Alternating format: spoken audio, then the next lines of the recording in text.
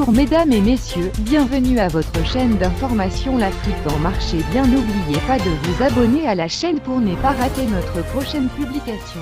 Bon visionnage. Après une virée nocturne au bruyant axe CA7 de la capitale, Jack rencontre très jolie femme avec qui il passe la nuit dans une villa cossue. Jack se réveille malheureusement au petit matin sur un tombeau au cimetière de Toukra.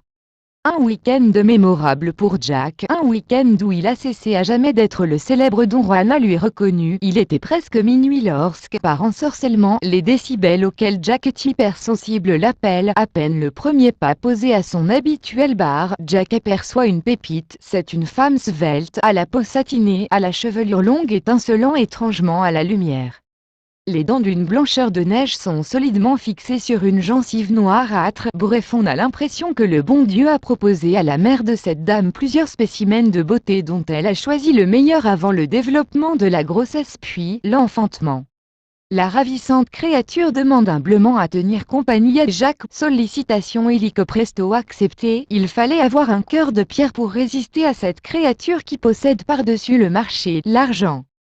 C'est elle qui payait toutes les additions, il n'y avait que des billets neufs de 10 000 dans son sac, se souvient Jack. À chaque fois qu'elle commandait, elle laissait des pourboires au serveur.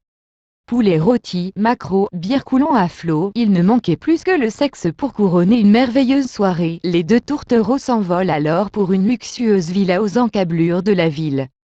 Là, c'est la beauté angélique qui donne des consignes, lesquelles sont scrupuleusement respectées par Jack. Après chaque round, Jack doit se rhabiller systématiquement car dit la dame, ses sœurs pourraient arriver à tout moment.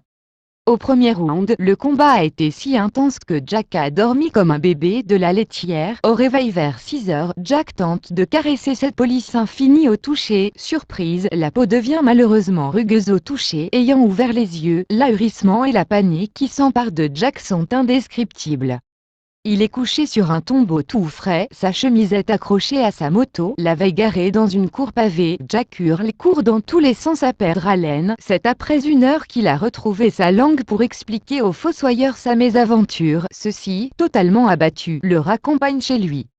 Tous tournent autour de la maison jusqu'à 18 heures avant de la retrouver. Les pouvoirs divins des pasteurs des églises de réveil n'ont pu exorciser Jack. Une semaine durant, la beauté hante sa chambre. Jack jure ne plus remettre pied dans un bar dancing depuis le jour où un pasteur de l'église catholique l'a totalement désenvoûté.